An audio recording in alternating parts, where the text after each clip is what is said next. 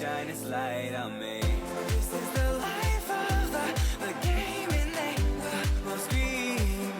They will scream my name. This is the life of the game, and fate will be my destiny.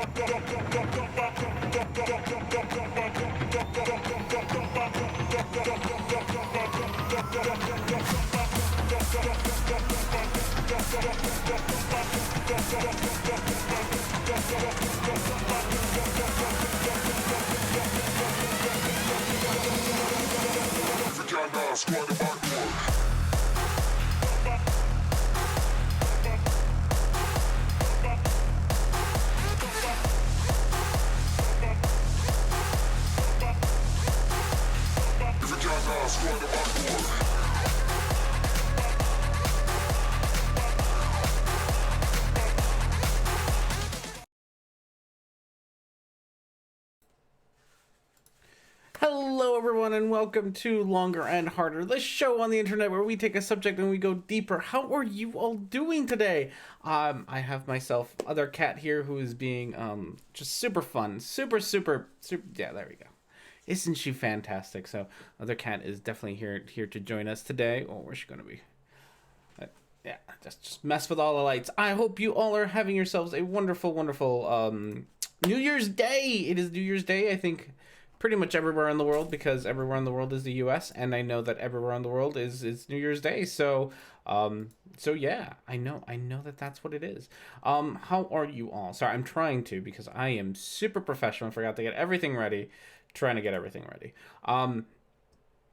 So where's the piercing? That is why you're all here. I know you all are here. You had some awful guesses. Each and every one of you did terrible. I do like some of them though. I kind of like the idea of a whatever this part is. Eyebrow piercing. But drum roll, please. This is not at all. This is not at all as like cool as you all think it is. But I got it in my ear. I got my ear pierced, right there. Little bling on my ear. It'll be bigger in like 2 weeks when I can actually take it out and replace it. So it wasn't as spectacular as you all thought it was. I hope you all are happy. Ear piercings are painful. It's a cartilage piercing, so it's not really an ear. Like, I guess here. I guess I should have like where's this one? This one.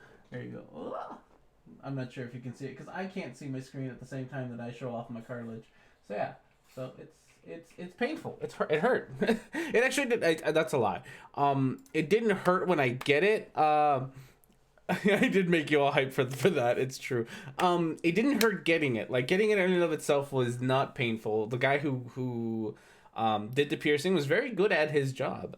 And kept me talking about shit for a while, and then all of a sudden he's like, "Oh, I'm all done." I'm like, "Oh, I thought that was gonna hurt more," and it didn't. It didn't hurt very much at all.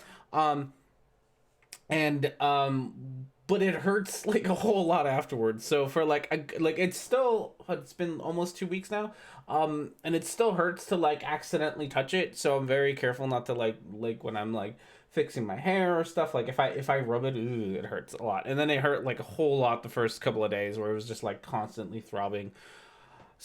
But it's fine. It's exciting. I like it. Like I said, I'm gonna get some like bigger, earrings to put in there later on. I did find some interesting ones on Amazon, so I'm definitely gonna switch it out once I get there. I didn't get to say hi to everyone getting nipple piercing. Oh no, I didn't get to say hi to a whole bunch of people, but hello to Micro and Punchy and Evan Williams and Nora and Luke. How are you all today? Congratulations to Pasta for being out with Micro. I hope you're having a blast out there. I'm kind of jealous that you get to go to Denmark. That's super cool. 2, you get to hang out with Micro. That's also super cool. So I'm happy for you both to be able to get to hang out together for, I think, a week, right? Well, however long you guys are hanging out. That's super awesome that you guys get to hang out together. Can have an infection cam. Oh no, I do not want it infected.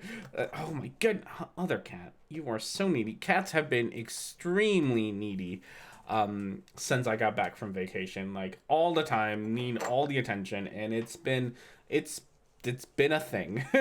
so they're being super needy right now. All right, so with that said, sorry, now I gotta rub my glasses clean. Now that made them worse, not better. Okay, so with that said, we got ourselves housekeeping things. I am going to try to get a video out, at least one video out this week. Hopefully the week after, because I don't start class till the 13th. So I have a little bit of time off where when I get home, I don't have to worry about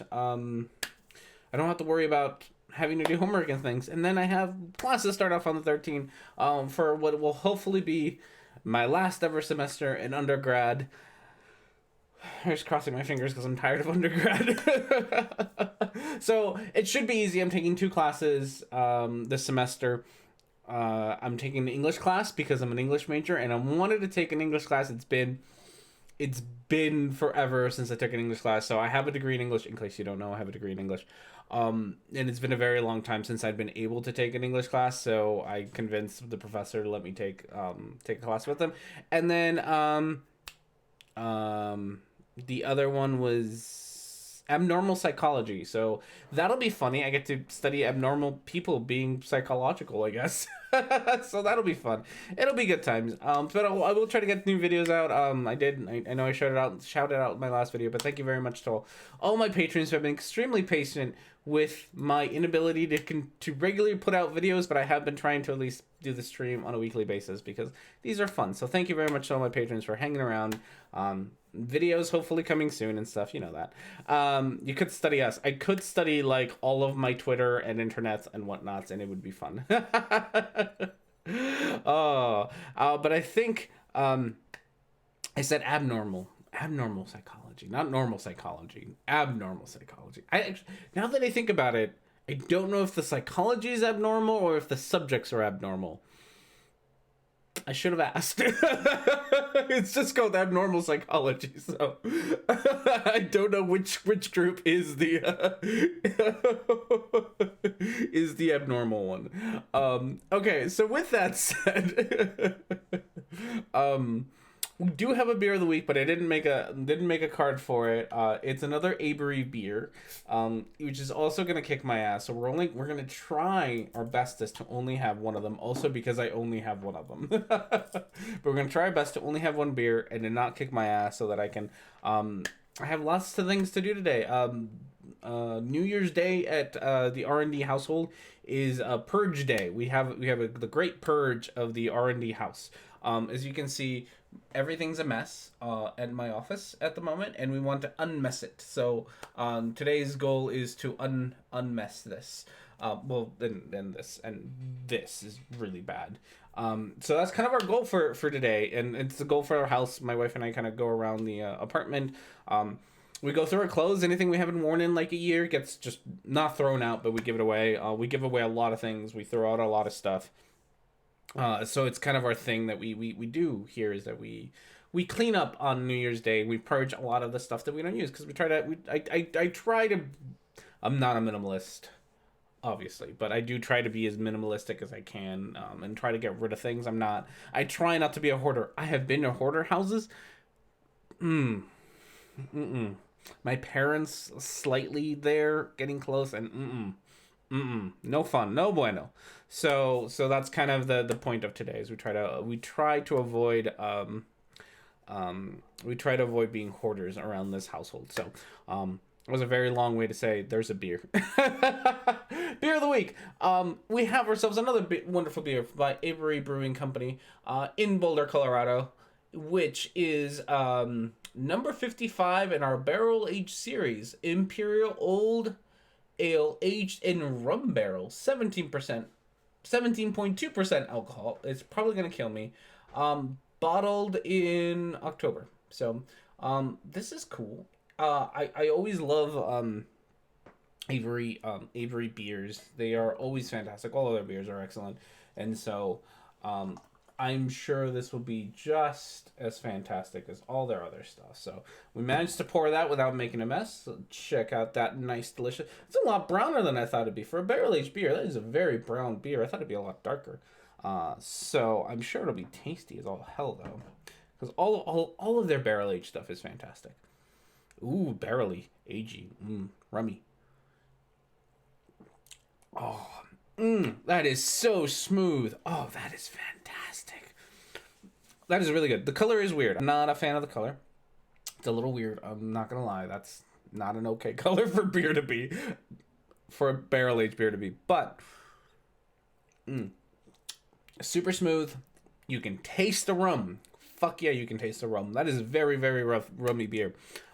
But super delicious. I do love it. Fantastic. So highly recommend it. Honestly, anything from Avery, I highly recommend almost every time, because they just do a fantastic job with all of their beers. I did not get this ready. And so if you get a chance, you should definitely, if you get a chance to go to their brewery in Boulder, definitely check it out. It's a great brewery. It's a great brewery because they have a lot of food things. If that makes sense, they're a brewery, but they're mostly a restaurant at the brewery. Like, that's mostly what they do, is have a really good upstairs with a lot of good food, which I absolutely love. And then they also have a lot of when it comes to like the brewery part, they do have like the downstairs is all like a bar and beer, and you can sit around and drink beer and do flights and whatnots. The upstairs all food. It's fantastic. And then they just have so many beers. Like, you could, at one of the places, you can like make your own 6-pack and buy it for, slightly cheaper. And the last year when I went, not this year, but the year before that, when I went there, my friend spent so much goddamn. He spent like $80 on beer there. Oh, it was great. Great dude. Okay, so hopefully Cloudbot is here. Let's upside down eye Twitter and see if Cloudbot is here. Hello, Richard Ski. How are you? Glad I got you interested in that future Switch release. Yes, there's a lot of good Switch games. I got what did I get this time? Where's my Switch? Is it in here? I don't think it's in here. I think I took it out. I got the Zelda game, the new Zelda game. That's not the new Zelda game. Link's Awakening. I got the Switch version, which, it's so pretty. The art direction that they took. Oh, it's such a pretty game. I love it. It's a remake of the Link's Awakening, obviously, for the Game Boy, and then there was a remake. Well, not really a remake. There was like a re-release for the Game Boy Color, but it's fantastic. It's a good game. On the Switch, it looks really pretty, and the music. Oh, it's a good. So far, I'm in love with it. I own Link's Awakening anyway, but it's really nice. Out of wine glasses, you all are so fancy. Okay, so we are going to vote. That's not what I wanted. That's also not what I wanted. Jeez Louise, what did I want? That's what I wanted. Okay, here are our options. If you would like to vote, all you got to do is do an upside down eye, vote, and then the number you like to vote for. And our options for today are The Truman Show by ODD TV, Alpha Males by Joe Rogan, Greta Thunberg by Rationality Rules, Watchmen by The Umbrella Guy, 7-year-old Transitions by Blair White, Immigration by ARTV, and Trust the Bible by Creation Ministries International. Hobbs is here, so hopefully he'll sit down and we can sort of do a thing with that. So things about videos. Oh, I guess I kind of missed this in housekeeping. So I got 2 videos in the work. I do have the script for the next Dubé video kind of set out. Ooh, can I announce it? And an announcement, maybe. I'll think about it. How much? Oh, balls, buddy, you are fat and you have tiny legs. What was this? Okay, so I do have the script for the next Dubé video, which I want to finish. That I do want to finish that video. It's the short one, and I do want to get it done. And then I've been working on a script on biological sex.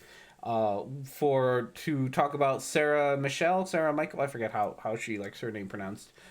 Sarah Michael, who talked about biological sex and did a terrible job at it. And along with that, I have been in contact with, and there's not a set date or program, but I'm gonna work on this, is to have scientist Mel come here and talk to us about biological sex, which would be so much fun. So here's crossing my finger that I can get that script done, so I can get that video done, so I can get scientist Mel to come on the show, because scientist Mel is fantastic, and I would love to have her on the show. So that would be super cool. Do I have Breath of the Wild? I definitely do have Breath of the Wild. Fantastic game. Oh, so good.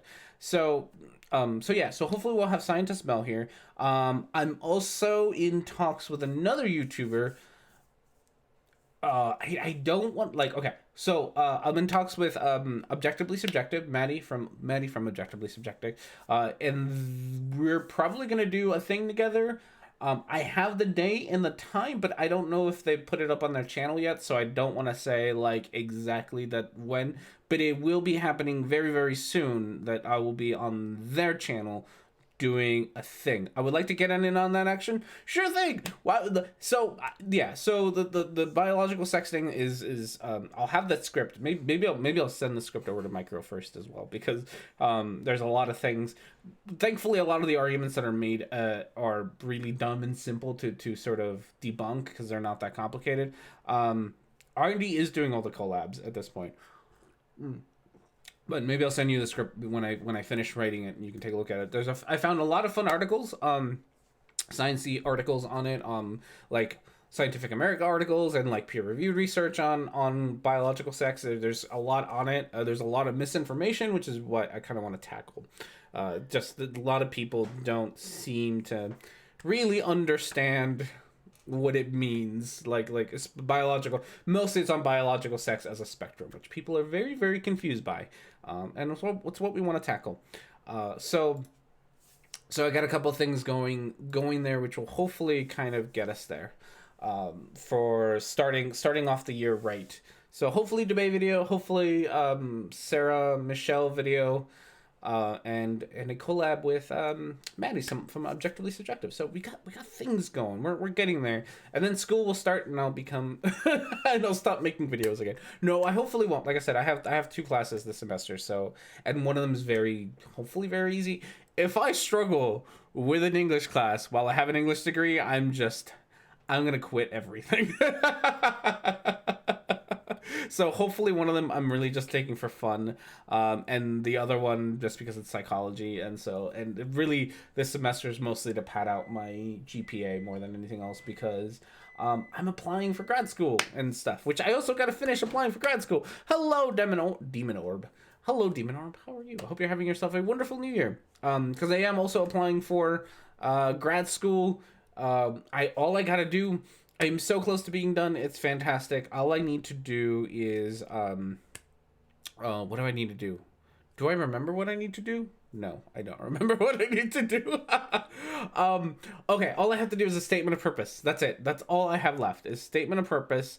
And then once I have a statement of purpose done, I have everything else done. I have my references and everything, and I just have to finish applying, and then my application will go into the ether, and hopefully hopefully I'll get into school, and then things will be fine. And then I'll do more school, because more school, right? It's great. It's fantastic. Okay. And then along with that, I was gonna find out. Okay. So, oh, that's a lower price than I thought it would be. Okay. So, along with that, as you probably can see, I know, and it looks like the poll is done, so we'll get to finish there. So as long as you can see, we have this goal for super chats and donations. We met that, but I've been a bum and haven't updated it yet. But we did meet that, and that helped to pay for my GRE. We are minus 192 hours ago. We fulfilled that. We can't even probably agree on what gene is, but hey, seriously, think this is gonna be a really easy to define. I know, right? What is this to say? Oh yeah, so I'm gonna change that to upgrading screen flow and stuff. So I'm gonna change that, by the way. Okay, hello, Christy. How are you? I hope you're having yourself a wonderful, happy New Year. So yes. Okay. Well, finish the poll. Complete the poll. It was very obvious who was gonna win and who won that. So I don't feel like I gotta really announce it, but there you go. Number 7 won with 80% of the votes. So we're gonna talk about Creation Administration International today. Well, that's just fantastic. But I do want to sort of touch on Micro's comment, which is how defining genes is difficult. You're gorgeous. Thanks. Of course you are. So what was I gonna say? Oh yes, how so one of the things, and as I was talking to scientist Mel about this, one of the things that she pointed out to me is how often models change in science. So the example that she gave me, and I thought it was a fantastic example, is the atomic model, and how that changed, and nobody had an issue with changing the atomic model. Like everyone's like, yeah, science has changed it. It's fine. It's cool. But when it comes to sex, to this idea of sex as a spectrum, there's a lot of pushback, and it's all pushback not from the scientific community. Like, it's not like scientists are out there publishing papers on like how we shouldn't be using this. It's all from YouTubers and, you know, like reactionaries on the internet are really the ones who are having an issue with this. It's no one else. No one else is in the scientific community is having an issue with this, because the scientists, biologists in particular, completely understand that that, you know, making concrete definitions of things is extremely difficult, and we can't, you know, it's hard to do. So we shouldn't. Oh, no, that's not what I wanted. That it's difficult, and we need to change the models to, you know, to align with science. So I do find that kind of funny. All right, so with that said, we got ourselves PragerU, these people, Creation Ministries International, which are always hilarious. The Pluto is still a planet. People should have given us a hint on how people would deal with it. It's true. I am a Pluto as a planet person, not because I want to disagree with scientists. Like, they entirely understand why they changed the definition to a dwarf planet or whatever. And it makes no sense to continue to call it a planet, but I liked it as a planet, and it's fine. How dare you talk about science, about something that makes me feel weird? Pterodactyl. We need more pterodactyl noises. Yeah, scientists are pretty much like, oh yeah, that does fit the data better. Yeah, so it'll be a fun video. I'm looking forward to it. I'm looking forward to all the hate I will get. I already got lots of hate on Twitter just for arguing with Sarah. Also, she blocked me. Also, I think she lost her account. Also, I'm not sure. But I think that's fantastic. Either way, she seems to be walking away from a lot of things, and I'm very happy about that. Not gonna lie, it's fine. Okay, so the name of the video is why should we trust the Bible? It's Creation Magazine Live for 7/22. I don't know what that means. This was actually uploaded like an hour ago, so that's kind of fun. You finally ditched Sarah. Sarah needed to be ditched. God, I don't want to shit talk Sarah because I'm going to shit talk Sarah when I finish the video. But I am going to shit talk Sarah a little bit. I think it's very unfortunate that her rise to fame happened because she said a bunch of transphobic shit. And then I think that what she got out of that was the only way for me to be popular is to continue to say transphobic shit. And so, unfortunately, we kind of reinforce that and just, like, yeah, if you say transphobic shit, that's when you get attention. And it's very true. And I am guilty of this. Like, I am guilty of giving her attention for saying transphobic shit. And I shouldn't be giving her attention, but but I'm a person on the internet with an opinion. So I give her attention. Okay, so why you should trust the Bible, or why should we trust the Bible? You shouldn't. It's not, well, So, do I want to talk about this now? I probably do. Maybe later. I don't know. You're giving her attention again. I am giving her attention. I am the worst at this. Honestly, I'm just I know that her behavior is attention maintained, and I reinforce it. I'm a bad person. Oh, other cat is here. Let's see if we can get her. Let's see if the light isn't too, like, blinding there. There she is. Look at that little cutie. Oh my goodness, she's so cute. You have just been the cutest little thing since I got back. She's been super needy. But we'll watch her for a little bit rather than watching R&D's face. Should you trust the Bible? No. Well, no. Well, no, is really the question. So there was a discussion that I got into, and I'm, again, not even talking about the video yet because distractions. There was a discussion that I got into with, I believe it was Callan on Twitter. Where one of the things that somebody, I think it was like Atheist Republic or whatever that Twitter account that throws out memes onto the internet, which are usually not that good, but whatever. One of them was about cherry picking the Bible, and one of the things about cherry picking the Bible is, and one of the things that she brought up about cherry picking the Bible is that it's okay to cherry pick the Bible and sort of like take the good parts out, and just follow the good parts. Because, you know, as much as I rail against the Bible, she's right. There are good parts to the Bible. Rare, but they exist. And there's nothing necessarily wrong with saying, I just want to follow the good parts of the Bible.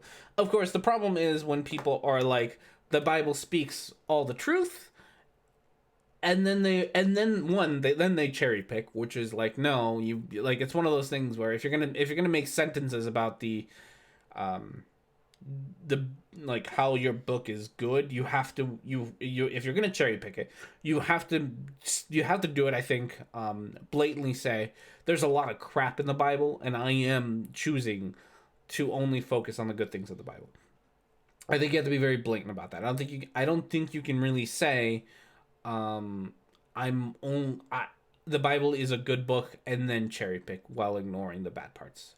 You have to be very blatantly acknowledge that there are bad parts of the Bible, because people still do follow the bad parts of the Bible, and the bad parts are real bad. So,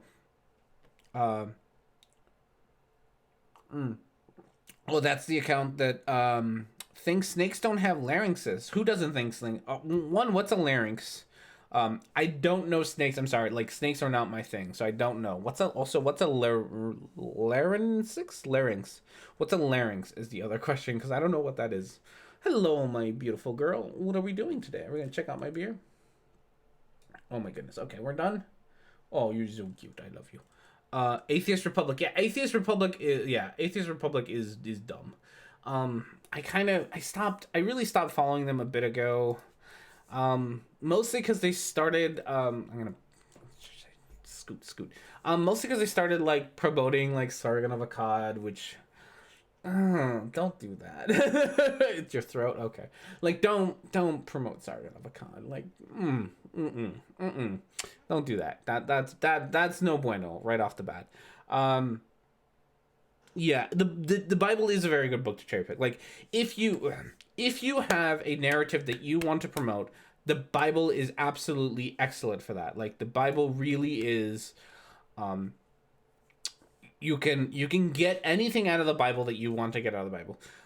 If you want to be an asshole, you can read the Bible and find all the assholey bits and say, and this is kind of the problem with cherry picking, right? Well, with cherry picking without acknowledging the bad parts of the Bible. If you just cherry pick and say the Bible holds all the truth, and then you cherry pick all the assholey bits, you're an asshole, right? And I think doing it for all the good bits, you're also kind of being slightly dishonest. If you cherry pick with the idea of, like, I know there's a lot of really stupid shit in the Bible, but I'm going to acknowledge the shitty bits, but I only want to take out the good bits, I don't think there's necessarily something wrong with that. Arguably, one could probably argue that there is. But I don't think it's necessary. Certain parts of the Bible grew on cherry trees. That's true. It's a thing that your vocal folds are inside. Okay. Every time I see someone slamming AR, I get defensive. But but then they say it's Atheist Republic. Atheist Rationales are one of my trans kids and a fierce mama. Oh, Atheist Rationale. They didn't like me for a while. I don't know if they like me anymore or didn't. I don't know. We had a tiff. I think we might be past our tiff. But we had a tiff at some point. I think had a tiff, and then they blocked me. They like said hi to me on Twitter one day, like on DMs, and we said hi, how are you? Good to meet you, all that, and then we got into a tiff, and I don't remember why, but we got into a tiff, and I don't know if we're past our tiff. We might still be tiffing. I don't dislike them. I genuinely don't even remember why we got into a tiff or whatever, but we got into a tiff. I just know, and it's a tiff. It's not like a fight. It's just a tiff. Okay.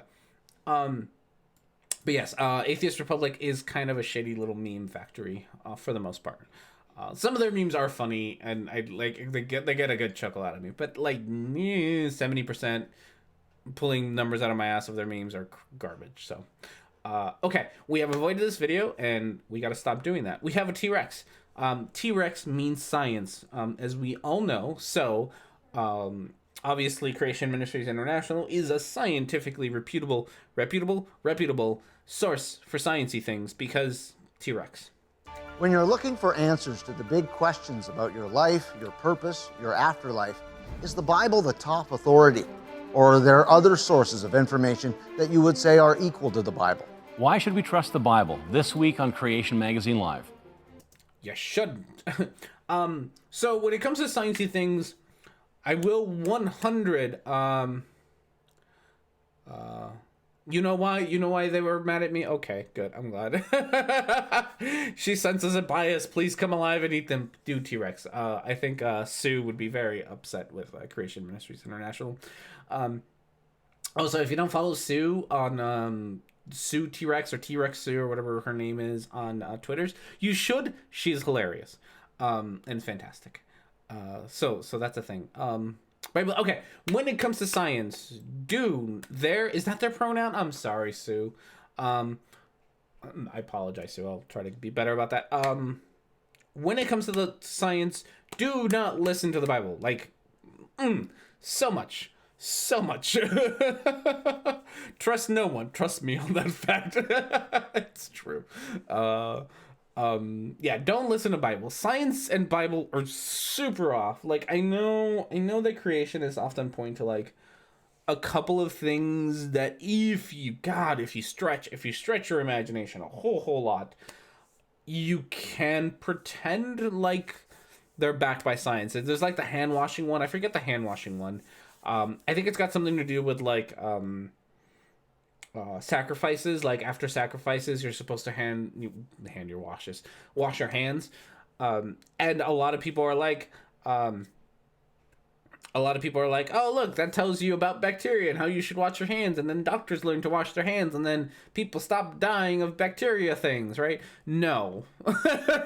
You were like way stretching there. So no, don't. Science and the Bible are really, they are not friends. Not friends at all.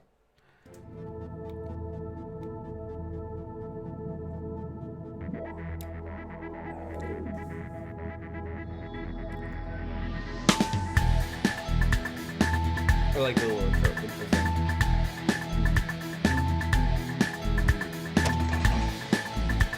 Okay. God, come on. The intro's too long. It's almost as long as my intro, and that's bad. The intro shouldn't be as long as my intro. So now that that's done, and I don't know why I waited till the end. There is a video somewhere on my channel, and you should find it because it's a pretty fun video. That I did with Chocolate Hat like a couple 2-3 years ago, something like that, where we watched some of their cartoons. Creation Masters International has cartoons, and we watched them together, and they just, gosh, were they fun. They were fun little cartoons. So that would be fantastic. That you should go watch that because it's really funny. I think one of them was on evolution, and then did we watch 2? I feel like we watched 2 or 3. One of them was on evolution. Maybe we'll watch another one. God, I don't. This has been forever. One of them was like on evolution. One of them was on stars and stuff. So you should definitely go check that out. When you get a chance, go check out that video. It's a good video. Welcome to Creation Magazine Live. My name's Richard Fangrad. And I'm Thomas Bailey. Now, this week, our topic is why should we trust the Bible? That's why the Bible cherry tree is incredibly full of GMOs, so that the cherries are easily bendable to twist to fit with the basic science people know. That's true. This is the weirdest gay porn I've ever seen. The start of it, the storyline is not my favorite. What was I gonna say about this? Then I got distracted by gay porn. Oh goodness, I forgot. There was a thing. I forgot. Oh, GMOs. Yeah. Okay. So I went to California last week. That's where I was. Fun times, by the way. I had a blast in California. And like so one of the shitty things about living in Nebraska is how not progressive everything is. Like everything's rather conservative around here.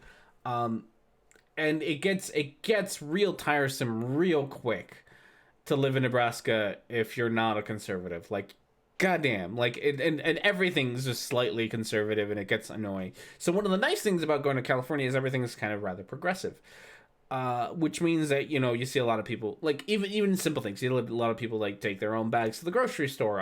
I think in the town that I'm in Santa Barbara and Carpinteria, stores don't actually give you plastic bags. Like you have to bring your own thing, right? You have to bring your own bag or whatever.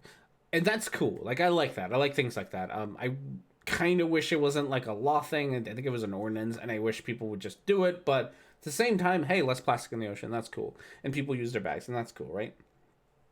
So there's a lot of neat things like that. The things that I didn't like is that they kind of went to like the other side of the spectrum, and there was a lot of science-y woo things hanging around. Like, so much GMO labeling of absolutely everything. Like everything, like GMO label of some variety of like, and I'm gonna tell a story about my family and their farm and how they do this. And I was like, you all gotta stop with this GMO nonsense. It's fine, right? But like everything had like, not GMO sugar, not GMO salt, GMO, what was the other one? GMO, like the GMO label, right? Like, GMO free, water. And it's just like, no shit. I really hope I really hope that my water is not genetically modified, because I would have a lot of questions. Like, if we ever get to the point where my water is genetically modified, I have questions, and I have so many of them. Like, what genes are we modifying in water? I really, but I got that a lot. Like, right, like people were selling like GMO-free water and GMO-free salt, and it's just like, and like Himalayan salt, like the, you know, the garbage pink stuff. Which, by the way, if you want to have like a salt lamp or whatever, they're very pretty. They're very cool. I like them. I think they're pretty. All they are is pretty, though. They don't align your chakras. And it was just, oh god, it got a little much. It genuinely got a little much. So my family does this. They are growing, what are they growing? So my family are organic farmers in California, and I will always tell you, you should and they sell for like farmers market and stuff. Like they don't sell for like stores or whatnots, right?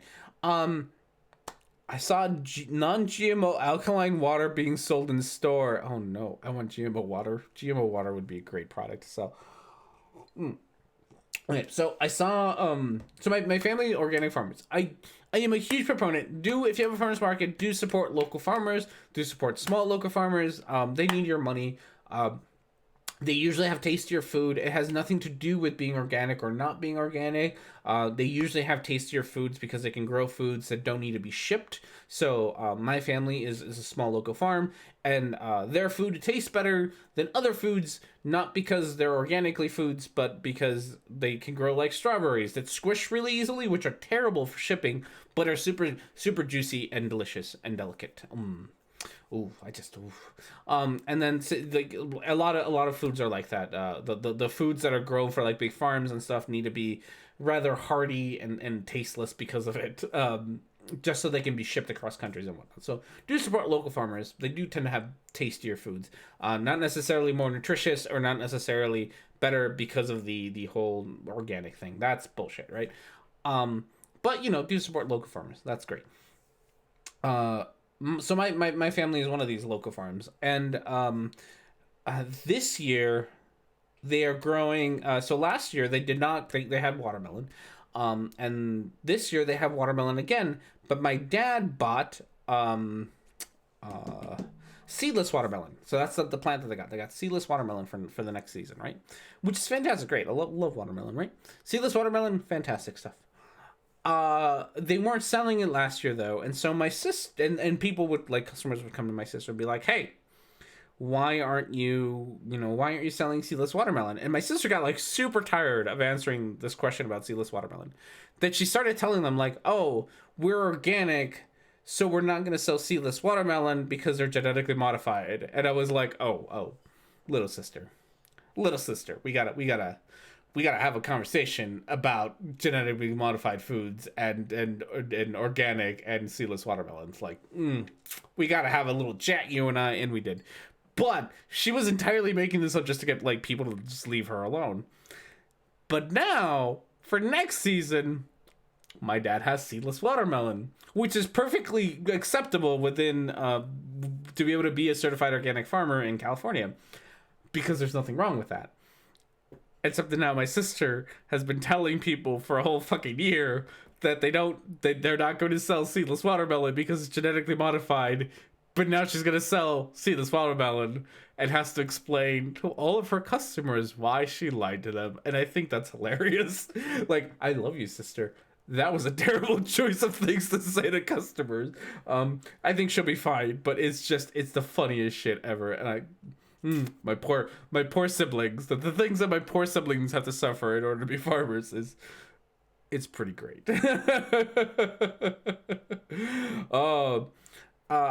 It's sad that most of the funny shit I say relies on voice I use to say it. Oh, hey. Speaking of voice, and there's my family texting me. I'm sure it has nothing to do with this show. But there's my family texting me, and I think that's great. Sorry, Mom and Dad, I love you. I love your farm, and I love your food. Please stop. Oh goodness gracious! I'm gonna get disowned soon. What was I gonna say? Oh yes, I got distracted by Awkward Pasta's comment. Micro Awkward Pasta. Let me know.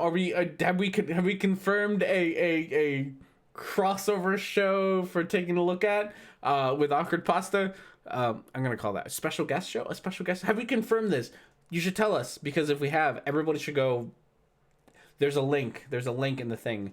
And you should go subscribe to Taking a Look At, and then watch us on Saturday at this-ish time, around this time. You should go watch us, because we're going to have special guests. Yes, we're going to have special guests. Awkward Pasta on the show. And so far, I think it'll be Micro, myself, and Awkward Pasta. Gio said that he couldn't make it because he's German. And then Smelly will. Okay, Smelly will be there. So definitely go check us out on Saturday. I think it'll be a hilarious show, and then you get to hear Awkward Pasta's wit with her own voice. And if you don't know who she is, I think I deleted that video. She was the one who provided the Candace Owens impersonation not too long ago, and it was fantastic. So definitely show up for that. You won't regret that decision. Okay. We have not talked about this video in a bit. We got distracted by GMOs, which had nothing to do with this video, I'm fairly sure. But we're gonna try to get through the Bible here. All humans are pretty smart, right? Most people think that they are the best person to determine truth about what life is all about, how they ought to live. Should we really trust a book completed nearly 2,000 years ago with the important issues of life? No. There you go. Done. Perfect. Gio can't because he is German, so why is Micro allowed? Micro's Danish. He's not German. Different, I think. Well, you guys are different, right? Yes, we should. And we'll throw out some thoughts for you to consider in this next half hour. See, this really... Just okay.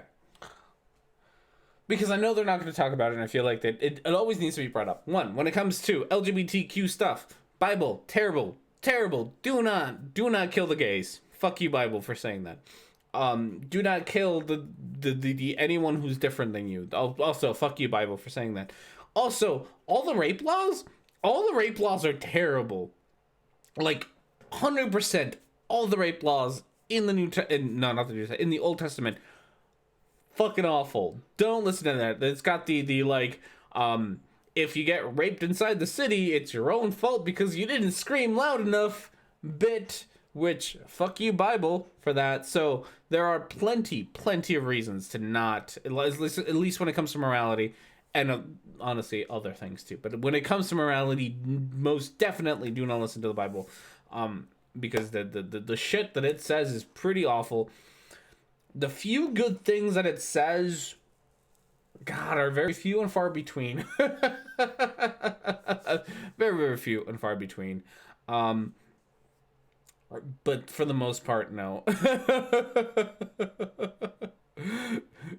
I'm also German, and there's nothing special about the next Saturday one memo that I miss.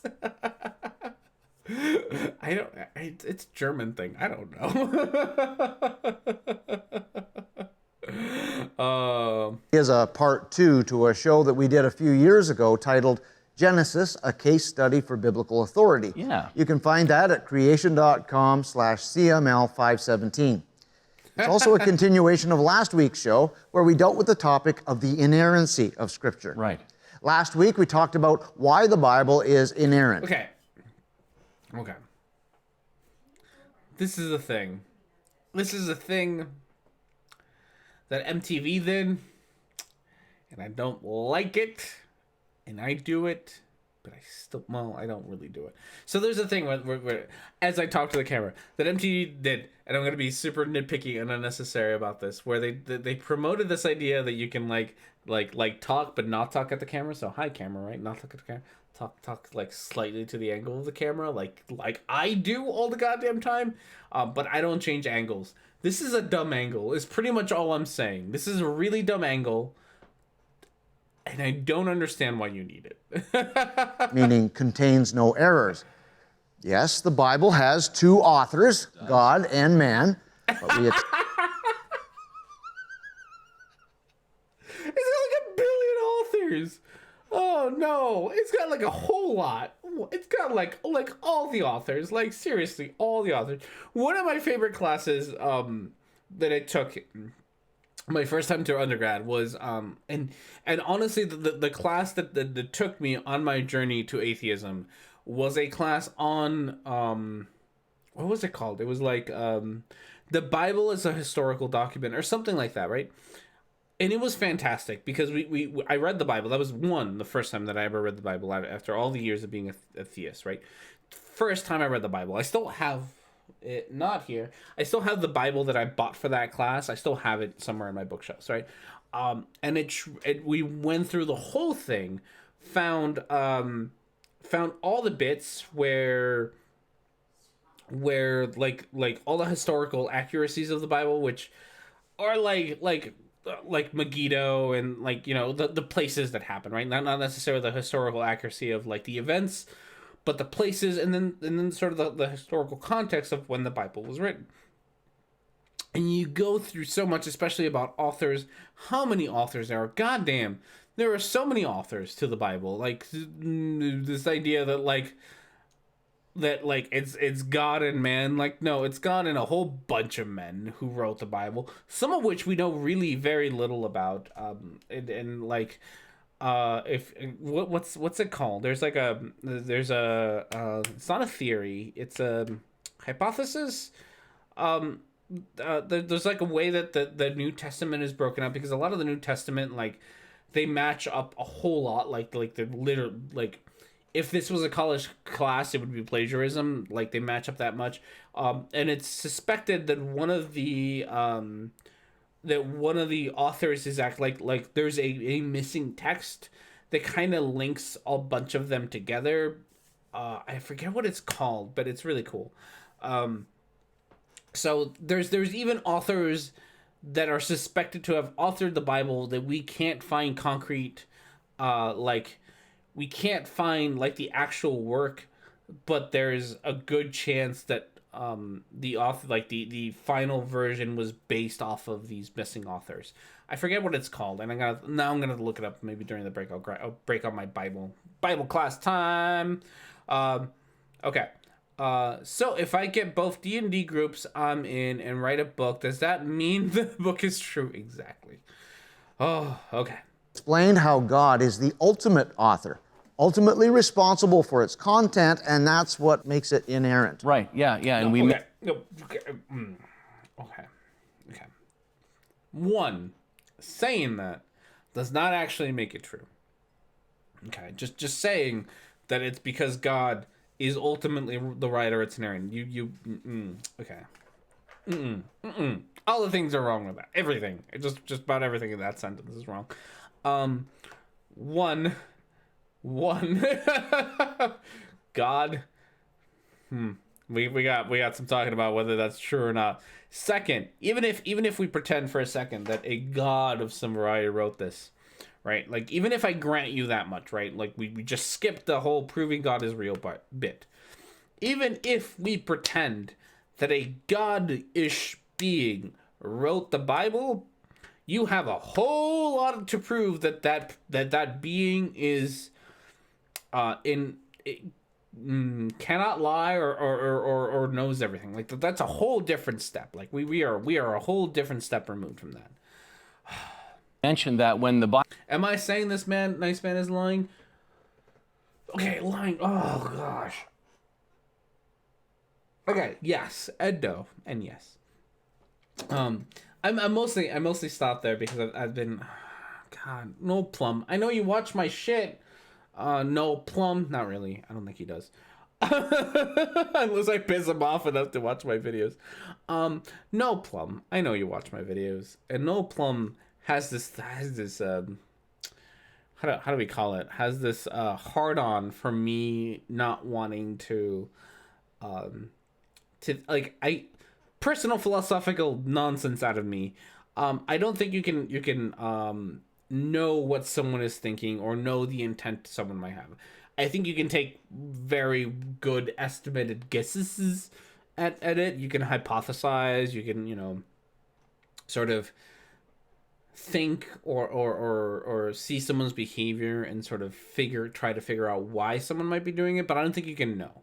I don't think you can ever know, because I don't even think the person who's doing the things knows why they're doing it, because there's so many variables to brain bits that you yourself can't know sometimes. Not always, right? Sometimes you do know why you did things, but sometimes you don't know why you did things. I think things like ODD, operational defiant disorders, is a really good example about how you don't you can't read people's minds exactly, right? Is operational defiant disorder is a great example of this.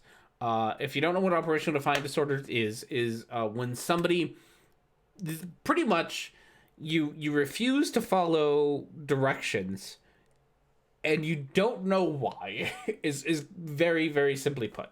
And you just do it. And I worked with a lot of people with this condition, and you talk to them afterwards, right? Like they go through this phase, right, where they're like, you gave me a direction. It's a very simple direction. It's a direction that should take little to no effort for me to complete. The reward, the reinforcement for me completing this one task is incredibly valuable to me, but I am going to refuse to do it. And then you talk to them about it afterwards, and they cannot tell you why they refuse to do it, and many times they want to follow that direction, right?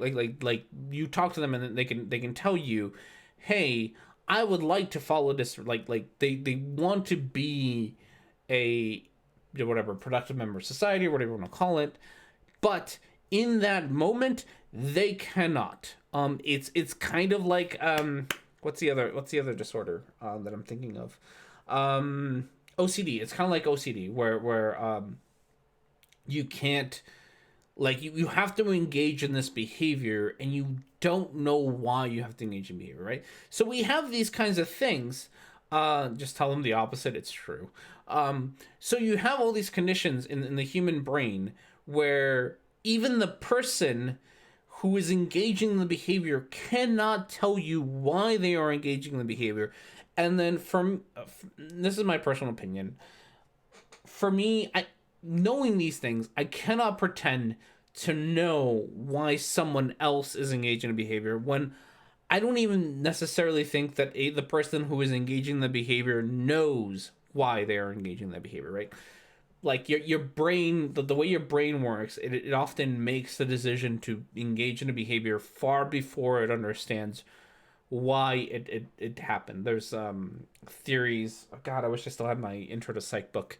That kind of shows this, where and there's studies showing that you often make decisions faster than your brain processes them. Is that the right way to put it? Like you make the decision first, and then you kind of fill in the reason you made them later. And there's research showing this, like showing brain activity, showing that the parts of your brain that make you move. The example that's always given, the example that was given in my book is like it's fear. That's usually the example that's given. And the example is given like dog barks. Person's behavior is to run away, right? And so so pretty much you get the stimulus, dog barking, right? That's a terrible bark, R&D, terrible bark. Dog barks, person runs away, and then after they run away, they figure out I ran away because I was scared. But your brain kind of skips the figuring out part and just goes into run away because dog's dangerous, but it doesn't actually think dog's dangerous. It just goes run away because that's what your brain does.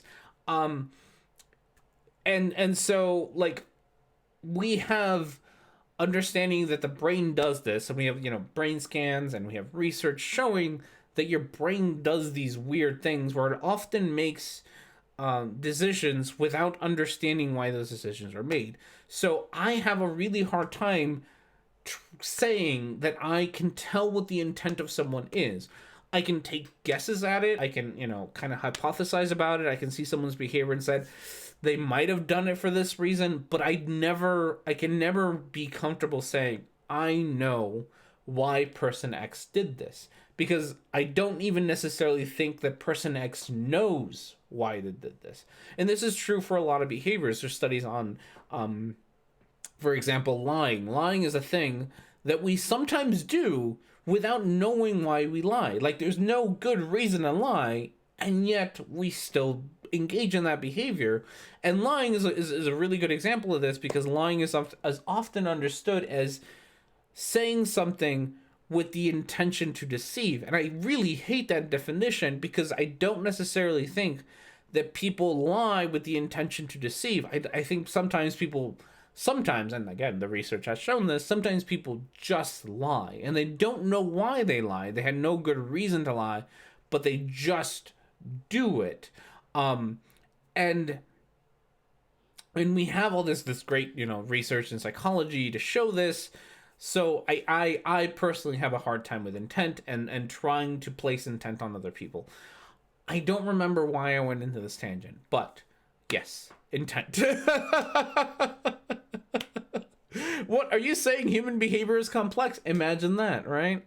Everybody who has walked into a room, forget why you went there, and lately remember to go back and then forget again, will never believe human behavior makes any actual sense. Exactly. Like, we do these things constantly. Constantly we do shit like that, where we don't know why we engage in behaviors.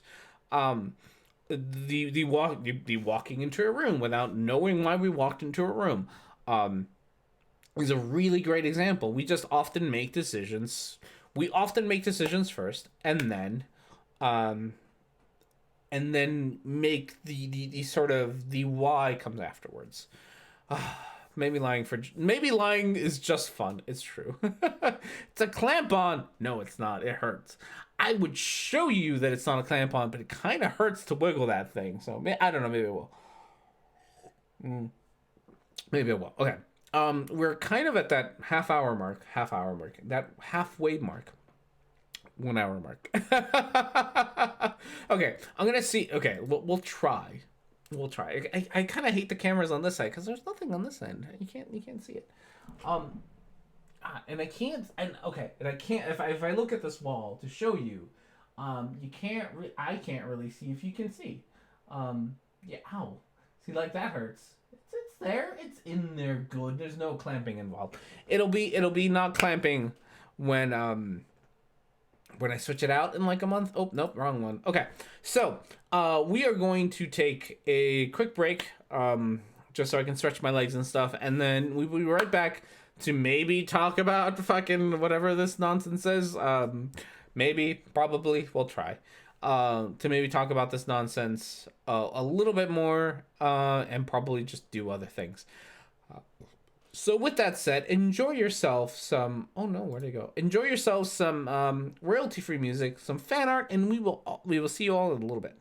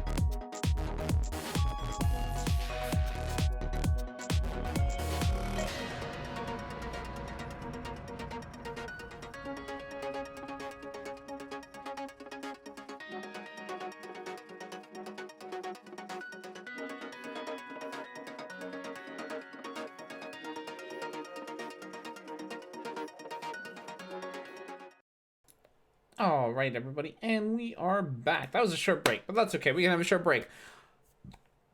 Excuse me, I burped. That was gross. Hello, God, people. Hello, Factor, how are you? Hello, LC. Hello, Jelly. I forgot to say hi to you all. I hope you're all having yourselves a wonderful New Year's. Happy New Year's. We are in the 2020s. What is your New Year's resolution? Tell me in the chat or in the comments or whatever. I should have asked that first. I do and don't have one. I don't know. So what was the piercing? The piercing reveal. It's not on this ear, which is a shame because this ear I can look at my screen and see it, but it's on this ear. There it is. Look at that little guy. He's so cute. That is the piercing that I got. It's super unhypeable, but I love it. And also, Mom, which I know you watch these streams. She doesn't. My mom was like, on my way out on Saturday night, my mom was like, she gave me a hug, right? Like as mothers do when you're leaving, right? She gave me a hug and she's like, whispered in my ear, it's like, you need to get rid of that. I don't like it. So, Mom, because you told me to get rid of it, I'm gonna get like more. I'm gonna get a whole lot more now. New Year's resolutions, should we do them? I don't know. Okay, so studies have shown New Year's resolutions suck. Don't do them.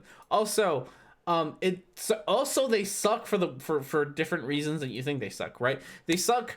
Oh, this is really cool studies on this. So New Year's, and this is also why AA sucks, and this is why diets suck.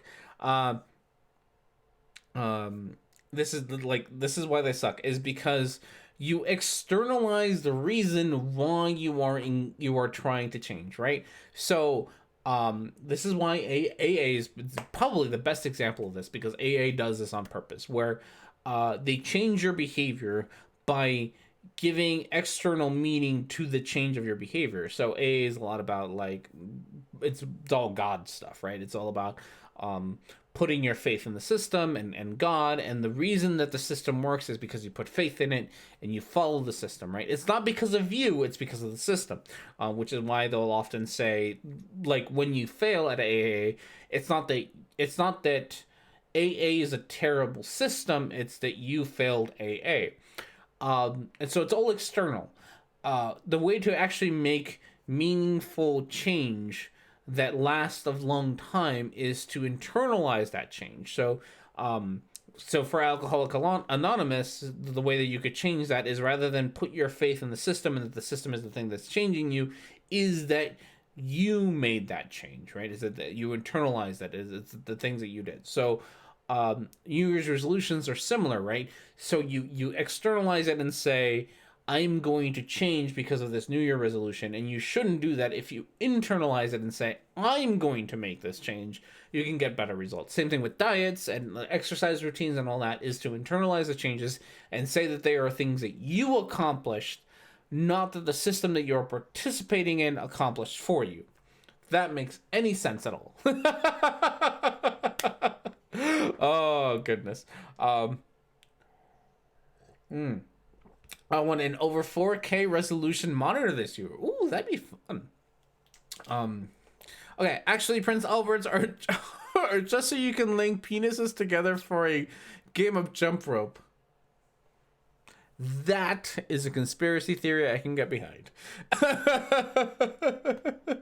Noah has trouble understanding pudding. He certainly does. No, and I know you watch my videos. No. God damn, no. Like, I don't know if it's an act that you're this thick, but I really hope it's an act that you're this thick. I will say, and I praised you for this in the past, and I think the praise is well deserved for you. You are so excellent at manipulating language to make it say what you want to do. Like, you are like masterclass manipulator of language. So good at it. You're incredibly dishonest, but you're really good at it. So take pride in the things you're good at, I suppose. I feel like they don't deserve a cool T-Rex lamp. That is a really cool T-Rex lamp. AA is a subject I'm very familiar with. What works about it aren't the things that program says works about it. Yeah. So interesting studies, and I gotta find these because they're super cool, and I find them fascinating. I think I had a short-lived conversation with Telltale Atheist about this, because Telltale Atheist is involved with a lot of drug abuse and alcohol abuse and all that kind of stuff, right? One, there are secular versions of AA, which is cool, right? Like, go for those, right? If you are struggling with addiction or whatever, there are secular versions of it. Go for those. Do not go for AA. AA is crap. Don't go for it. The secular versions tend to be a little bit more research based and whatnots, which is excellent, right? Also, there's some new research showing that abstinence only is not, God, that sounds really weird when you talk about alcohol, but abstinence only is not the only way to approach drug and alcohol abuse, but you can actually teach moderation, which is really neat, and I personally prefer. So you should definitely, and I hope that research goes somewhere. So the research is very new. There's like 1 or 2 papers on it, so it's not like it's been followed up a whole lot more, but it definitely exists, and you should, and I like that we're going towards that we're not just going to abstinence only, which AA is. Like, AA is very much like, you don't drink and you never drink again. And I talked to Telltale about this years ago, about how it's really a fear about falling off the wagon and like not being able to control yourself, but new studies show that you can actually teach moderation, and that's really cool. And I hope we kind of hit that. We kind of get to that point where we start teaching moderation rather than abstinence, and I think that would be fantastic. Sounds like something an alcoholic would say. It definitely does. So the thing is, by AA standards, I'm an alcoholic, which is fine. So there's personal story time. Years ago, I was fighting with alcoholism, like definitely an alcoholic, like no shit. Like, it was affecting my personal life, it was affecting my work life. I was drinking way too much, and it definitely, like, it messed up my life to drink alcohol. And according to AA, I'm an alcoholic because alcohol had a significant effect in my social, and not just my social life, but my life in general, right? Like, it significantly did actually affect me. I learned, and I don't have a magic pill for how I learned. I just did. I learned moderation, and I learned to be able to consume alcohol without taking it to the extreme. That doesn't mean that you should abandon the system that you're using and that is working for you. If it works for you, stick with it. It's good for you, and that's fantastic. I did not find that AA worked for me. One, because I was an atheist, and so AA and my shrink very often recommended AA, and I very much so said no to it because I am not about to participate in a religious thing like AA, right? So I said no to it. And I pretty much taught myself moderation to the point where, while I do drink, and I drink a decent amount, and to the point where I'm sure many people would think that I was that would be considered an alcoholic, right? My parents, for example, think I'm an alcoholic because I drink a beer with all my meals. I still have learned moderation, so very, very rarely do I get so drunk that like I black out or I don't remember it. Alcohol does not control my life. It doesn't affect my daily living. I go to work, I pay my bills. I don't drink from time. There are days that I go without drinking, weeks that I go without drinking because I don't need it. Like, I don't go through withdrawal symptoms and any of that, right? So it's definitely not. There is a way to teach moderation. There's research showing that you can teach moderation. Also, don't take my advice. Follow the research. Just because I say that these things exist, go look them up. I wish I remember the name of the studies. I really do. You really shouldn't switch alcohol for magic pills. You really shouldn't. AA turned me into an atheist. Really? That is super interesting. My refusal for going to AA was the atheism aspect. Like, That was 100% why I didn't go to it. Oh, your mirror is pretty sure having beer with breakfast every day is pretty alcoholic. Okay, my girl. You know what I meant. Okay. No muted me, so I get to say whatever I want in his tweets and he won't see them. Good. No, one, no finds me. Two, there's some fucking snitch, whoever you are. God, you're such a fucking snitch. There's like 2 or 3 people who follow me on Twitter, and I swear they follow me just to snitch on me. And it's the funniest shit in the world. Like, that is like 100% all they ever do, is that they follow me. So when I talk shit about people that they're friends with on Twitter, they like quote tweet me, and then they're like, yeah, just so you know, R&D's talking shit about you on Twitter. And goddamn, like, get a fucking life. Stop following me on Twitter, you weirdo. Thanks for sharing, Rhetoric&Discourse. I don't get drunk because I hate losing control. And that is an excellent reason not to get drunk. I will drink, obviously, right? Beer of the week, right? Like, I will drink, but goddamn, I can't. No, I can't. It's been a bit that I get to that point where I can't, like, I'm gonna make stupid decisions. It's very rare. I like beer. I like the taste of beer. I like wine. I like the taste of wine. I like and I'm gonna be a super snob about it, but I drink those things because I like the taste of it. I like pairing it with food. I like the culture around wine, the culture around beer.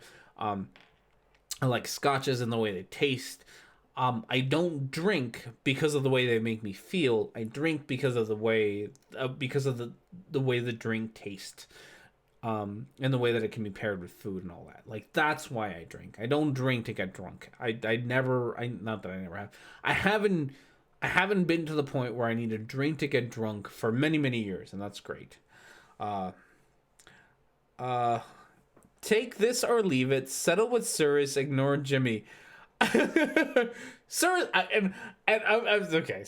God, we're so all over the place today. I love this show. And how all over the place we are. Cyrus and I are having a tiff. If you don't know who Cyrus are, you should, because I made a video about them not too long ago. Cyrus and I are having a tiff. We were having a tiff before the show, and then I had to kind of walk away from that tiff because I was wanting to focus on the show. Cyrus and I are having a tiff. And we've been having a tiff for a very long time. We do not see eye to eye on a lot of things. At all. And I have ignored it for a little. I haven't been ignoring him for like 3 hours now because I've been doing this show. I have a lot of problems with Cyrus.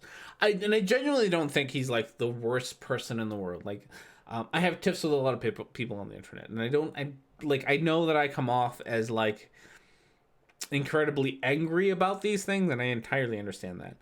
But I don't necessarily think they're as awful as they are, as I come off as saying, right? Like, I think a lot of the people that I criticize on the internet, especially on Twitter, the people that I criticize, I'm criticizing their behavior in like that particular behavior. But I don't think, like, I think overall, like, if we were to have a like cosmic scale where we measured someone's the good that someone brought into the universe and the bad that someone brought into the universe, I think that a lot of the people that I criticize on the internet would end up scaling so that like their good outweigh their bad. I don't think that anyone that I criticize on the internet are like, you know, these evil, like, you know, the James Bond villains. And I know that sometimes I come off like I think they are, but I don't genuinely think that there's a whole lot of people who are genuinely like James Bond villain kind of people, right? Who sit around and cackle maniacally about their evil plans to be awful. I think a lot of the things that we do, we make mistakes, we behave in certain ways. It's except for Micro. Micro's definitely a Bond villain. I am just a drama whore. That is true. And I think Cyrus is one of these people. I incredibly disagree with a lot of the decision making they have done. I've called them a fucking vulture, and I stand by that. I think they're a fucking vulture. I don't think they are past being redeemable. I think that they can definitely redeem themselves in my eyes, at least. And they don't have to redeem themselves in my eyes, right? They don't have to give a damn about my opinion of them. I'm not the ultimate authority on what is good and bad. If they think that what they have done is good or whatever, and they're like, I don't care about the opinion of R&D, that's fantastic. They don't need my approval to do whatever the hell they're doing. But I think that they're fucking vultures, and I think their behavior is disgusting in a lot of ways. Maybe one day Cyrus and I will get together and discuss these things. So far, I'm really pissed at their misrepresentation of my video of them in their video, where they kind of were like, oh, somebody made a video about me, and most of it, they were just mad that I didn't call out rationality rules. No, bitch! I made a whole video about how your solution is stupid, and I'm really pissed that you entirely misrepresented my video. That is not cool at all, remotely. I'm also not cool with the way they misrepresented my conversation with Essence of Thought. We had a little Twitter conversation where the context and the whole thread is there for them to see, and they entirely misrepresented them, and then went ahead and were incredibly hypocritical and shared private messages, which I'm not gonna have my opinion on that. Shared their private messages, even though they had come out months ago saying how awful it is to share private messages. And that was entirely unnecessary, because the thread that exists there was very clearly like, Essence of Thought was like, hey, I think this is what Cyrus was saying. You should ask Maddie about it. And then Maddie showed up and was like, yeah, no, that's wrong. This is what Cyrus was saying. And it's all there in that thread. And it's very clearly like, I think this happened. Nope, this happened. Okay, cool. Thanks for clearing shit up. And then that was entirely ignored. And I'm not okay with that. I'm not okay. I'm just not okay with Cyrus's behavior. That was a very long rant. We have not talked about this video. Sargon is a henchman, not a Bond villain. True. Sargon is the Jaws of the Jaws of who? Who would be the true villain? Would it be what's his face? God, what's his name? Oh God, I can't remember names of things and stuff. He's a henchman. You were right though. Of you. That makes sense. Okay. So with that said, we're gonna move on to the fucking video, because I'm so entirely, if you're watching this, peoples on the internets, and you want to share this with the people that I've talked about, please feel free to.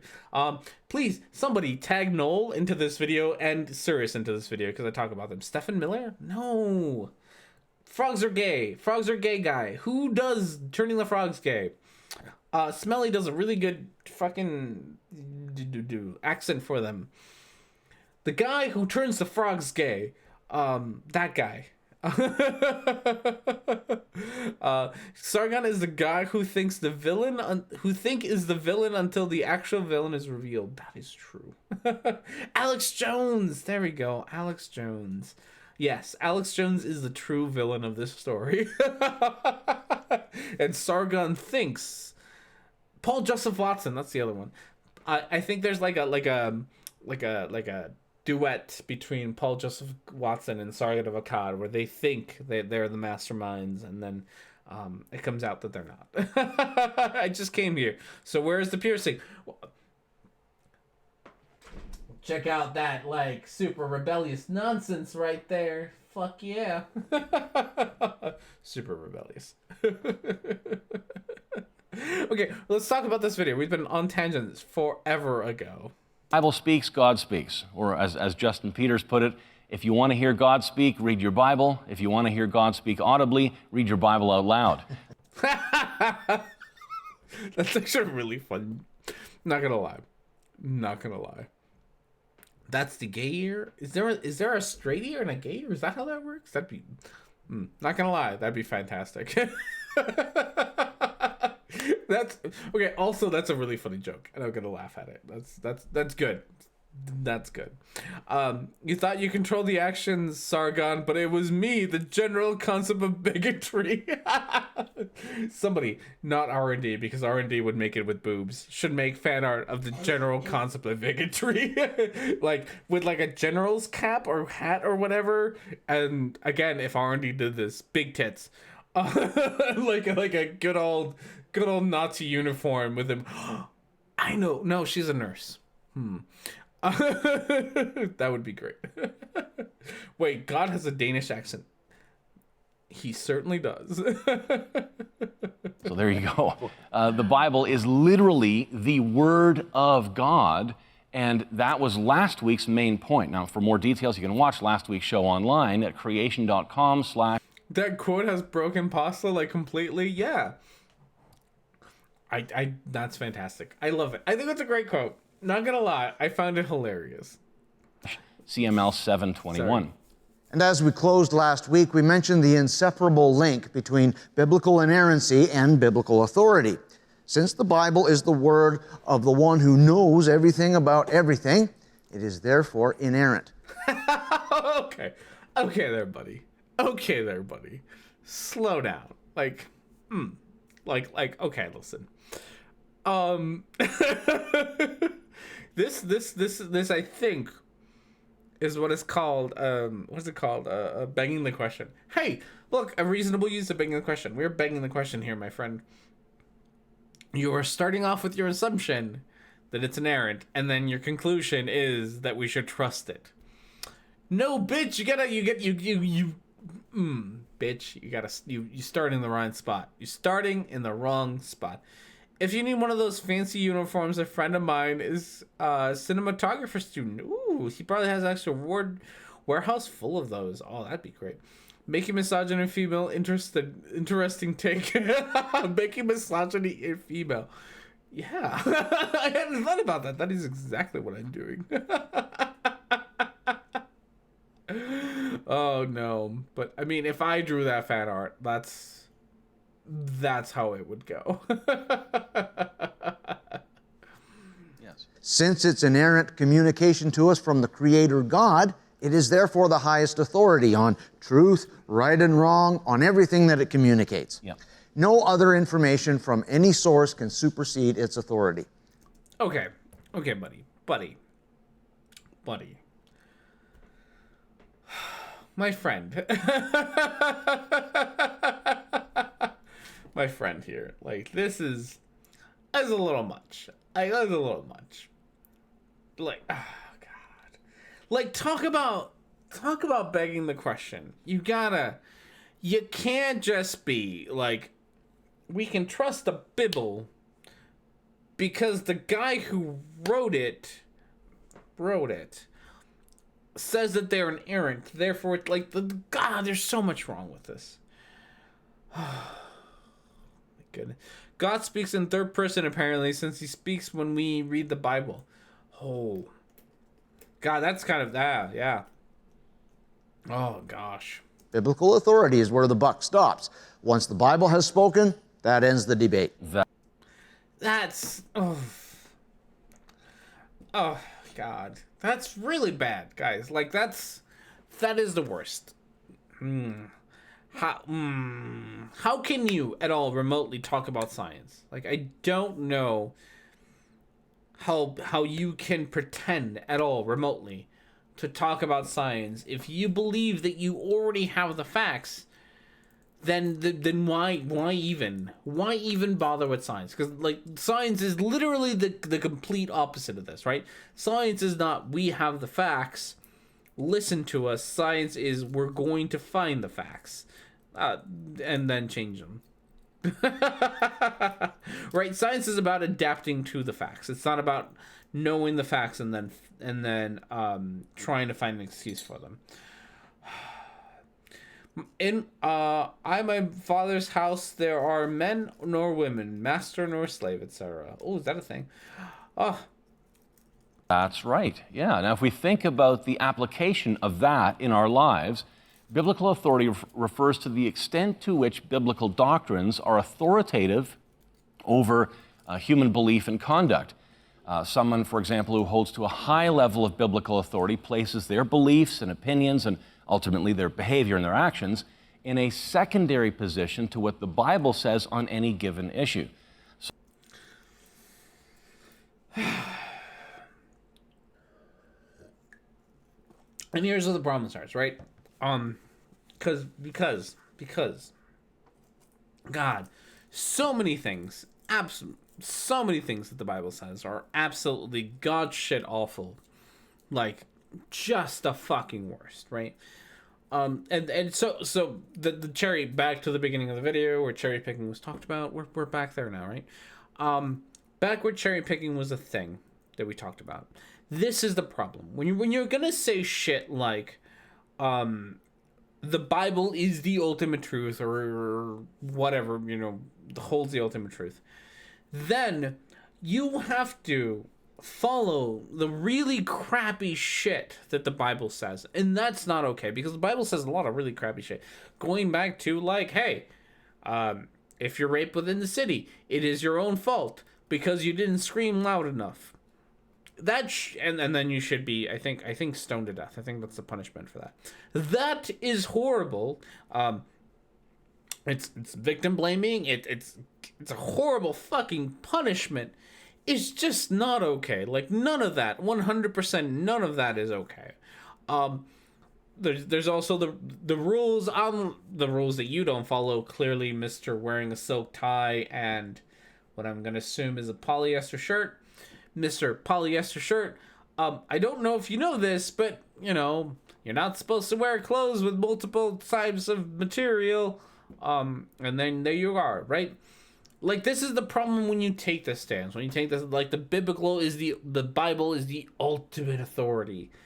That is the problem that you now have to face, is that the Bible says some really horrible shit that you're not willing to follow, and you clearly don't, right? Like, you clearly... where's your beard, Mr. Biblical follower? The Bible says not to trim that beard. Where is it? You clearly shave. What are you going to do about that, right? Modernity does not at all follow the Bible, which is fine, it shouldn't. But you can't hold both of these positions at the same time and have it be coherent. I'm sad R&D didn't see my Tom Hanks comment. I did see your Tom Hanks comment, but slightly ableist, so don't want to read it. Like, Down syndrome. It's fine. It's okay to have Down syndrome. It really is. If you want to see the Flying Spaghetti Monster words, read the Pastafarian Cookbook. If you want to hear them speak audibly, read the Pastafarian Cookbook out loud. Oh no! I need a quote of that. I need that in fan art quote text. I need that in fan art quote text. Oh no, I love that. That's fantastic. But he does.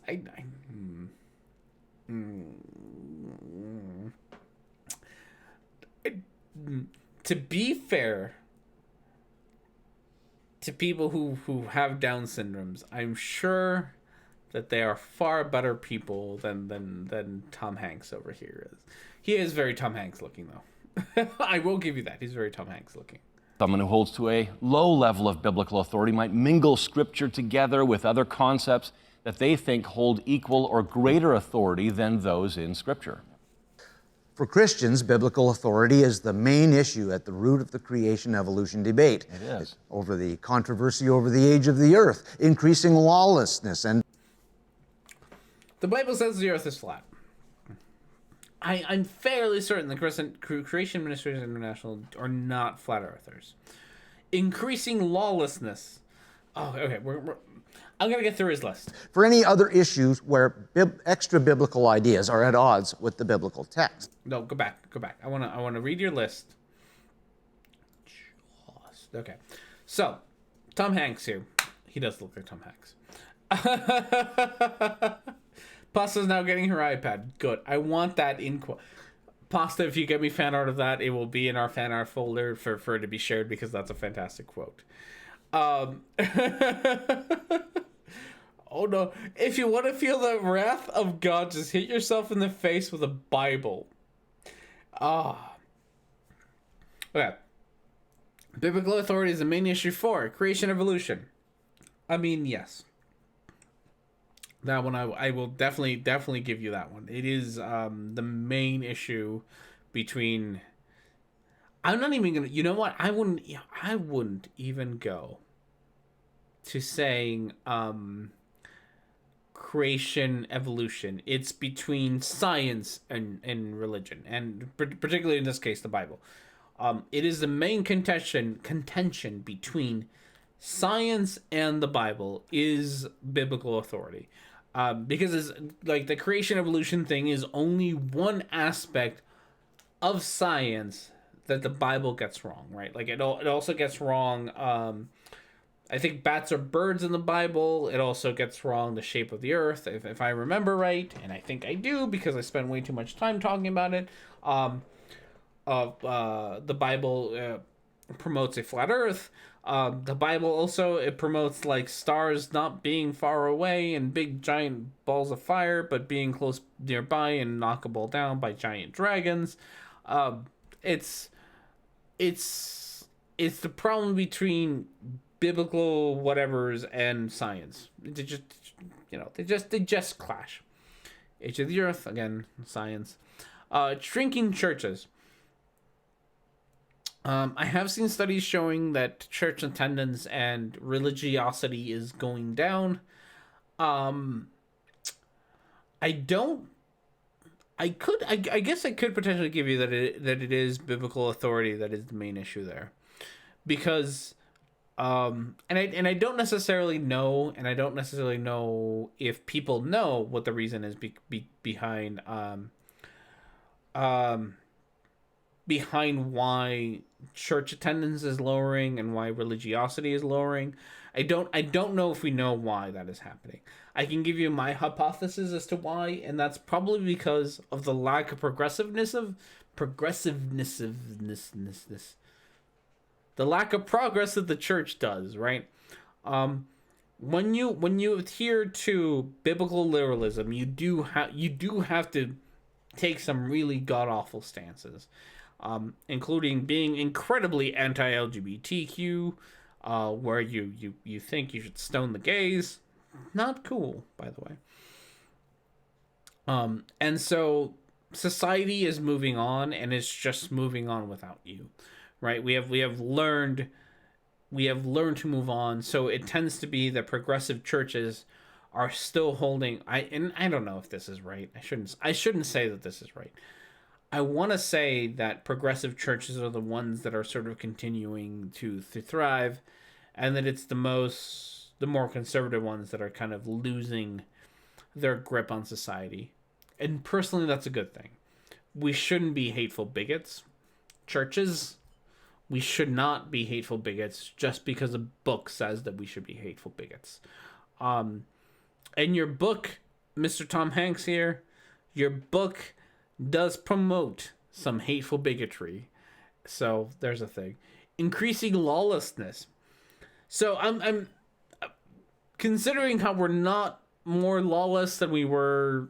We have more laws now than we have before. So I'm going to assume you don't actually mean that we have less laws. We have more laws, right? Not less laws. Trust me. We have more laws now than we did before. I'm going to assume that when you say things like increased lawlessness, you mean things like, again, progressive issues. That the government is okay with things like gay marriage, or is stopping things like bathroom laws that prohibit trans individuals from using the bathrooms which they identify in. I'm going to assume that's what you mean, but it's increased lawlessness. Just like before, this is okay. The world is moving on without you. I hope it moves on so fast that the church can't keep up, and that we all stop listening to you all because you all have terrible ideas. I hope we get to the point where we understand that listening to your book literally causes more harm than it does good. Other issues where human ideas conflict with scripture. Again, plenty of them. Mr. Polyester shirt. Silk shirt, I'm assuming silk tie, polyester shirt. Why are we missing fabrics, Mr. I'm sure you also eat shrimp, and I'm sure you also watch football on Sundays and don't care. Ideas are at odds with the Oh, I'm sorry. There was comments. Bats are birds. Flat Earth is sort of. Yeah, the stars are close. Yeah, the Bible does not get science correct. The Donut Bible only has one page, and it's a recipe how to make donuts. I can promote that Bible. Shrinking churches sounds like building is becoming smaller. It's true, right? Oh, God. Don't forget bacon. Oh, yeah. I'm sure you eat bacon, too. There are plenty... There are plenty of things where the people who pretend to follow all the rules of the Bible forget about. And it's the easiest way to know that people aren't following the Bible because they believe that everything that in it is good. They are following the bits that they like. It's because they say shit like biblical authority, and then eat bacon, and then eat shrimp, and then have mixed fibers. Where's your beard? Tom Hanks, where is your beard? People like, and I call them out even though they're not being talked about, but people like Paul and Morgan. Morgan has a tattoo. Very, very explicit anti-tattoo rules in the Bible. She fucking doesn't listen to them. She's more than willing to listen to them about gay rights. But when it comes to tattoos, I didn't know those were rules. Like, she has tattoos. Right? There is a recipe for an, I can't read that word, arborficient in the Bible. So they get the moderns forget this too. Good. Hello, Ted H. How are you? Happy New Year. Enjoy the show. biblical text. Yeah, biblical authority is so significant that the doctor, Martin Lloyd-Jones, the great preacher who for almost 30 years taught God's word at Westminster Chapel in London, he said this: "There can be no doubt whatsoever that all the troubles in the church today and most of the troubles in the world are due to a departure from biblical authority." Wow, quite a... No. So okay, a lot of the things that I'm sure old man here thinks are troublesome, right? All the things that he finds troublesome are not bad things, right? I'm sure that if I'm not sure if he's dead or alive or whatever, the things that he would find troublesome are things like gay marriage, transsexual or transgender individuals. Those are the things that he would find troublesome. And that he would say these are the problem because we don't find the authority of the Bible. Those aren't bad things. Gay rights are not bad things.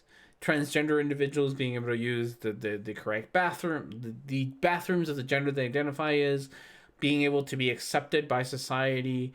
I think, and I don't remember, but I think there's a bit in the Bible about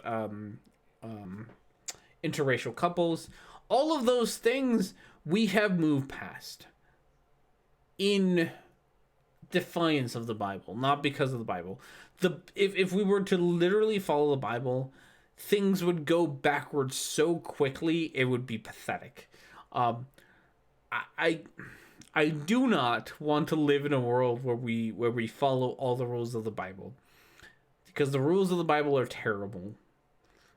And it would just be not good. statement. Dr. Carl Wieland, founder of Creation Magazine, calls it the issue of issues, saying, of the issues that are most important in Christianity, there is one that overshadows, engulfs, and trumps them all. It is the one issue that can be truly called the issue of issues in Christianity, the truth and authority of the Bible. I'm not religious, so I can actually agree with this. I think I think this is probably the biggest issue in Christianity, or let's go with Christianity, because not all religions or not all religions are made the same, right? I can see this being the biggest issue. The fact that I think people understand that the Bible doesn't match up with reality, and that in and of itself causes problems. I can actually agree with you there. I think that is probably Christianity's biggest issue, is that you have one group of people over here who are like, we need to take the Bible 100% seriously, right? Like this is the group 100% seriously. Even the really crappy rules like kill the gays, make rape victims marry their rapist, don't eat fucking ham and shrimp, and don't have mixed fibers. There's this group of people over here being complete assholes and following the rule, or trying to follow the rules as best they can. And then there's a whole other group of people who are like, those rules are really dumb and inhuman and stupid. And so, and they're probably Christians too. And so I do think that this is probably the biggest issues that Christians have to deal with.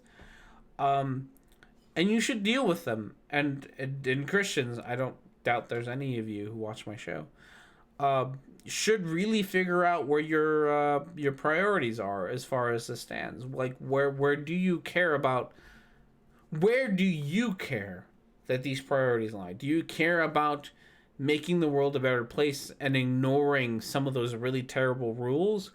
Or do you care about following authority and making sure that you follow really stupid rules? Which side do you land on? Do you under, and then again, this goes to the cherry picking bit that we started off with. Like, I have no problem if you want to cherry pick the good bits of the Bible, and I will say there's some good bits. There's some, dare I say, the S word. There's some socialist ideas in the Bible, which I think are very good ideas, right? Like, I think Jesus did have some, not that Jesus is real, right? Jesus the character, not Jesus the person. Jesus did have some good ideas about, and the New Testament has some really good ideas about, making sure that you give up enough to help the poor, you give up enough to make sure that you have what could truly be, what could be considered a community, like a close-knit community, and you all work together to make sure that a close-knit community thrives.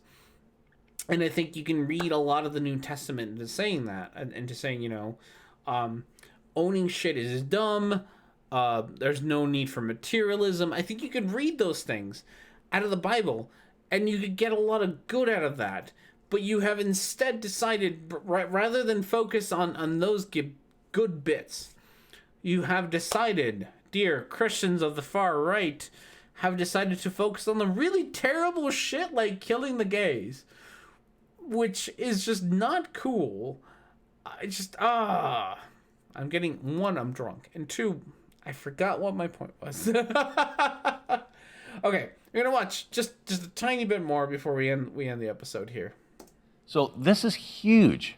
And when we come back, we'll talk about one of the biggest hindrances to biblical authority. Okay. Dear editors of this video, you don't need commercial breaks on YouTube. Just letting you know.